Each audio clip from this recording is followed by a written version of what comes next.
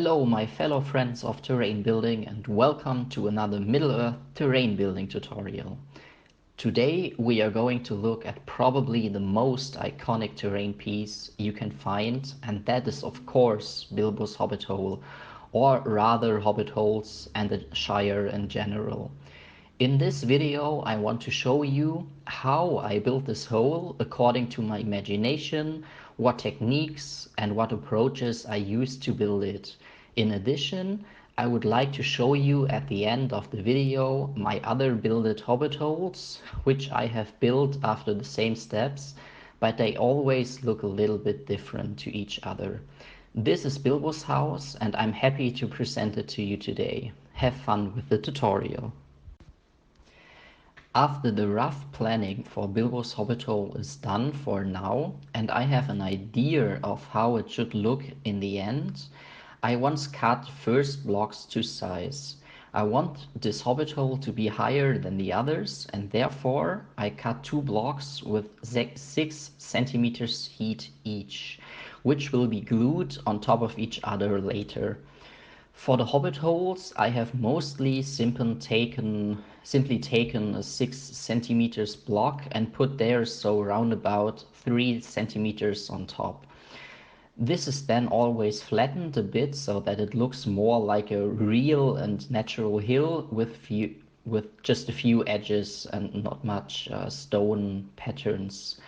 For Bilbo's house, I will later add another 3 centimeters underneath so that the cave could reach about 15 centimeters in height. These blocks are first of all square with an edge length of about 25 centimeters, and I will now glue them on top of each other and then cut to a circle which is directly cutted with an angle so that there is just about a hill shape. As soon as that's done, I will get back to you.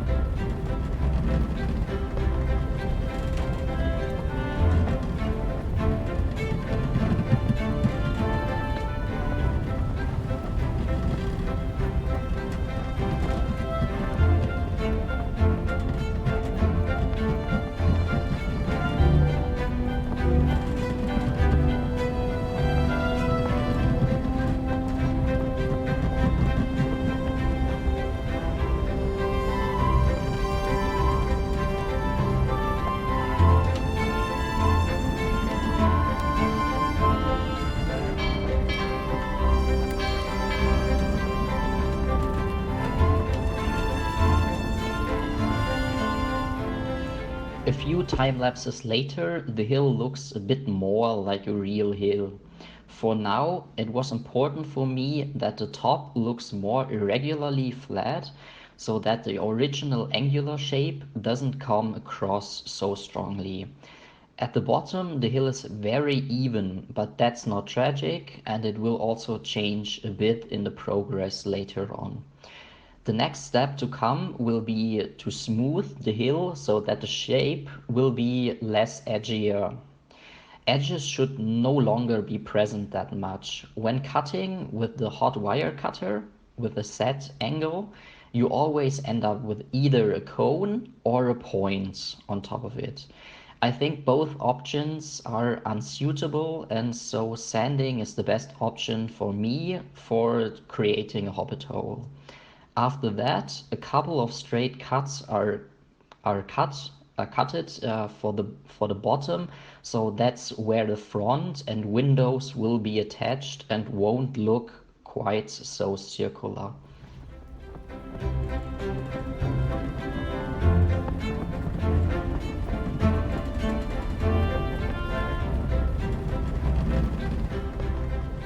I have now cut a thin slice here that I can just now build the hobbit front on top of it, and the good thing about it is that I can build the hobbit front flat on the table, and it makes it really easier to build it.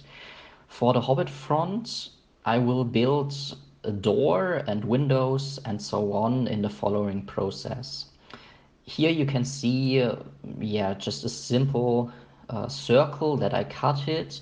And if I cut a thin slice of this circle, I will get a really good opportunity to cut on a thin door for the Hobbit front.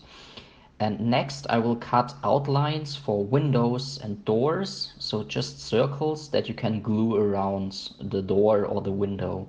You can give these frames the texture that you want, for example stone or wooden texture. In the time lapses you can see the basic construction of the front, and later on we will go more into detail.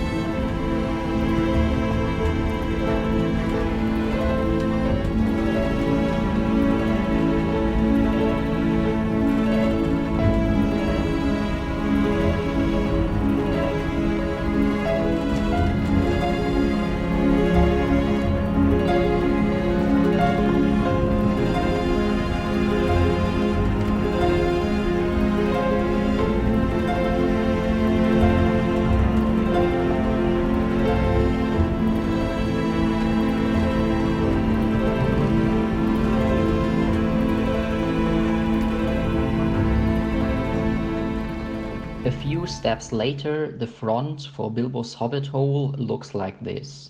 So you have seen a lot of the process. I still made cutouts for the windows so I can glue them later in. What still needs to happen? The window sills still need to be textured, the surrounds also need to be done, and the wall still needs to be textured into a plaster. Also, the wooden roof needs to be textured. In addition, the roof will be shortened a bit on the sides. Then the front would be finished for the time being. On the outside, individual areas for more windows will be added. Now I would like to present you some other bits and pieces that I got as a support for the tutorial. You have seen the windows so far in their creation process. They are 3D printed and glued on, primed in black and then painted brown. I got these windows and other things from the Cobalt Nest as a video support. There's a lot of great stuff in these bags. A lot of it I got sponsored by them, but I also ordered more directly with them as well. There are very many cool things in it. These parts I will accommodate in this video, but also in another video around Bilbo's birthday. For example, in this bag are great hedges and bushes that I will use at Bilbo's birthday. Here are insanely detailed vegetable bits that will grace the front gardens of the hobbit holes.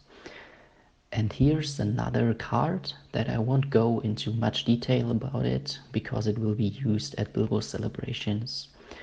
There are also some great little things in there again, around set tables, chairs, a haystack, cards, and more that I will use in both videos. There are a lot of things inside the bag: flowers, watering cans, mailboxes, wheelbarrows, and all of that in great quantity and quality.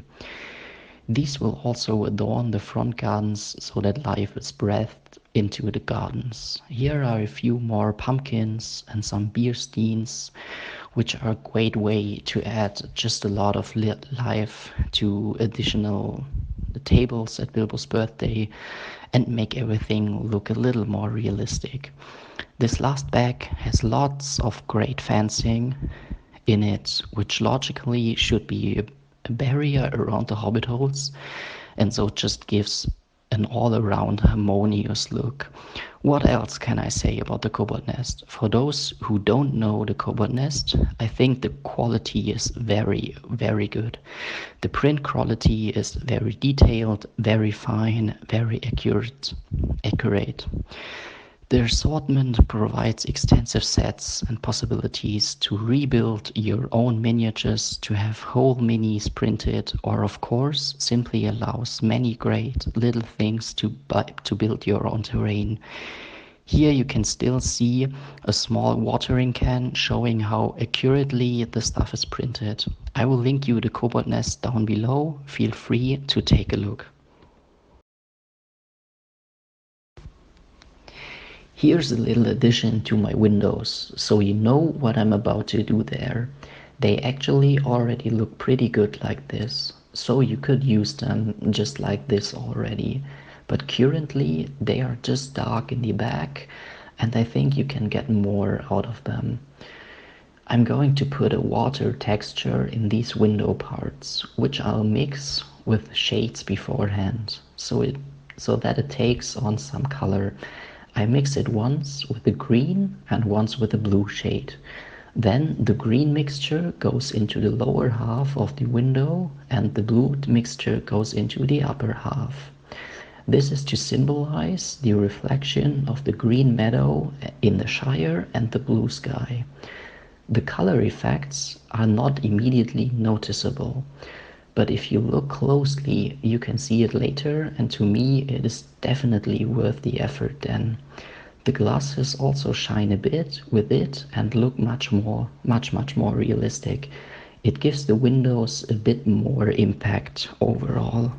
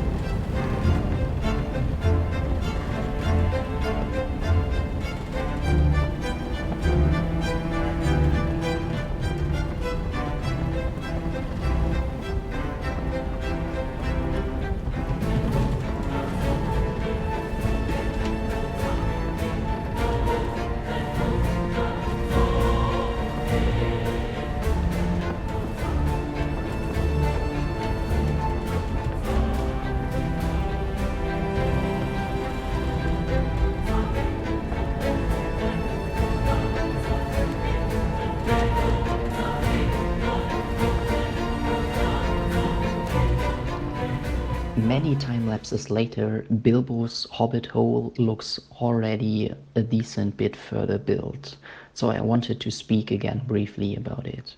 But you have seen just the most of the steps that I've done.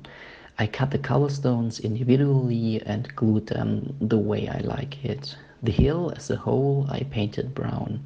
There are always a few places that do not quite cover, but especially when grass comes over it, it is no longer noticeable. And even if you see different tones, that's not bad at all. An earthy meadow never always has the same color. I am in any case very satisfied with the way Bilbo's house looks at the moment. Partly you have also seen how I glued in the windows. I like the look of the still water very much because they reflect all accordingly something and look more realistic.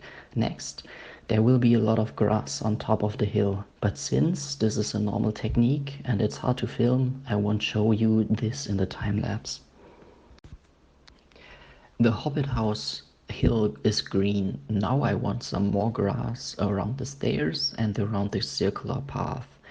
Otherwise, there should be more flowers, bushes, and shrubs on it to provide more variety.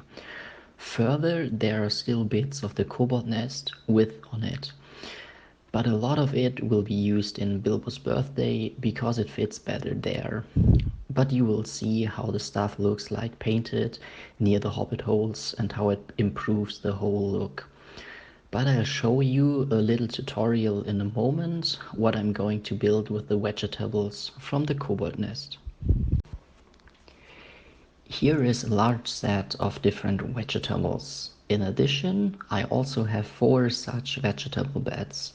They look great, but if you stick them flat on the ground, they have such a small unsightly edge on the outside. Therefore, I want to build another vegetable box for them as a raised bed, so that this edge falls away. I'll show you how they will look like when they are finished. Here you can see the finished vegetable beds. They are kept very simple but look very good and simply enhance the front gardens of the hobbit holes even further and give more gardening life. I like them in this way much more than if you just stick them flat on the ground. I used some of the stuff from the kobold nest for all my hobbit holes that you can see later on in this tutorial. This is my finished hobbit house of Bilbo. I spent some more hours on gardening. The bench, the mailbox, many more 3D printed little things are included. Many birds, vegetable beds, watering cans, small stools, flower pots, moss and much more stuff.